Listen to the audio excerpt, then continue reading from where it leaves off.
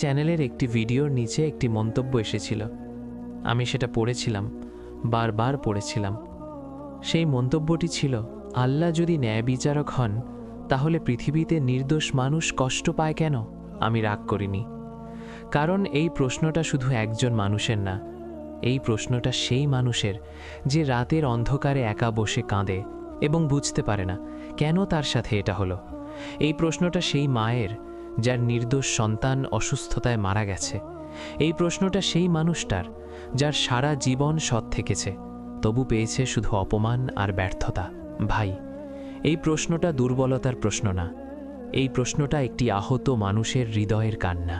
এবং আজ আমি এই প্রশ্নের উত্তর কোনো যুক্তি দিয়ে দেব না। আজ আমি তোমাকে একটি গল্প বলবো, একটি গল্প যা 1000 বছর আগে ঘটেছিল। একটি গল্প যেখানে এই একই প্রশ্ন করেছিলেন স্বয়ং একজন নবী, আল্লাহর একজন প্রিয় নবী, হজরত মুসা আলাইহিস সালাম। সেদিন আকাশে মেঘ ছিল না, মরুভূমির বালি ছিল উত্তপ্ত, রুক্ষ, নিষ্ঠুর। দিগন্তের ওপারে সূর্য ঢলে পড়ছিল যেন ক্লান্ত একজন পথিকের মতো। মুসা আলাইহিস সালাম সেদিন একা হাঁটছিলেন। তার পায়ের নিচে মাটি শুকনো, তার কাঁধে ভার, শুধু লাঠির না, হৃদয়েরও। কারণ সেদিন তিনি অনেক কিছু দেখেছিলেন, এমন কিছু যা তার মনে প্রশ্ন জাগিয়েছিল, এমন প্রশ্ন যা বুকের ভেতর পাথরের মতো চাপ দিচ্ছিল। তিনি হাঁটতে হাঁটতে একটি নদীর ধারে এসে থামলেন। নদীটি ছিল শান্ত, তার জল স্বচ্ছ, যেন কেউ মাটির নিচ থেকে আলো ঢেলে দিয়েছে। দুই পাড়ে বুনো ঘাস, দূরে একটি খেজুর গাছ, বাতাসে হালকা শীষ। মুসা আলাইহিস সালাম সেই নদীর পাড়ে বসলেন এবং তখন তার হৃদয়ের ভেতর থেকে সেই প্রশ্নটি উঠে এলো, সেই প্রশ্ন যা তিনি অনেকক্ষণ ধরে চেপে রাখছিলেন। হে আমার রব, তুমি কি সত্যিই ন্যায় বিচারক? আমি যা দেখলাম তা কি ন্যায় ছিল? তিনি আল্লাহর সামনে কথা বললেন, যেভাবে একজন সন্তান তার পিতার সামনে কথা বলে, ভয়ে না, ভালোবাসায়, বিশ্বাসে। শোনো, সেদিন কি হয়েছিল? চলো ফিরে যাই সেই মুহূর্তে। সেদিন সকালে মুসা আলাইহিস সালাম একটি পথ দিয়ে হাঁটছিলেন। পথটি ছিল সরু, দুই পাশে পাথর, মাঝে মাঝে ধুলো উঠছিল।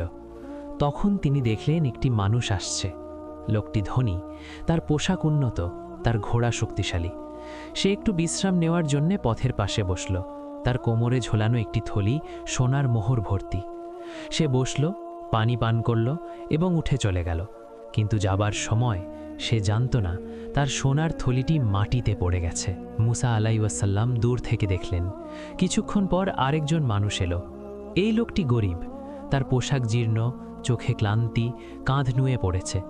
সে পথ দিয়ে হাঁটছিল, মাথা নিচু করে। হঠাৎ তার পা কিছুতে ঠেকল।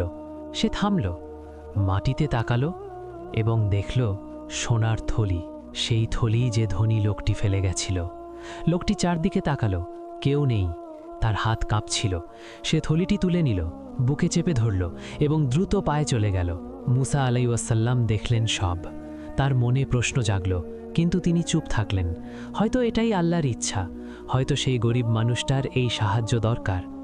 কিন্তু তারপর তৃতীয় একজন মানুষ এলো। এই লোকটি একজন সাধারণ পথিক, না ধনী না গরিব। সে ধীরে ধীরে হাঁটছিল, তার চেহারায় শান্তি। সে ঠিক সেই জায়গায় বসল যেখানে সোনার থলি পড়েছিল। কিছুক্ষণ বিশ্রাম নিল, তারপর উঠে দাঁড়ালো।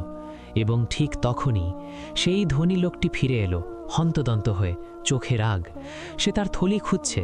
সে দেখল এই পথিক এখানে বসেছিল। সে চিৎকার করল, তুই আমার সোনা চুরি করেছিস।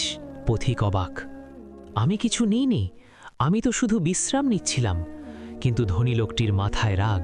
কাছেই ছিল কিছু লোক, তারা ঝাঁপিয়ে পড়ল সেই নির্দোষ পথিকের ওপর এবং রাগের মাথায়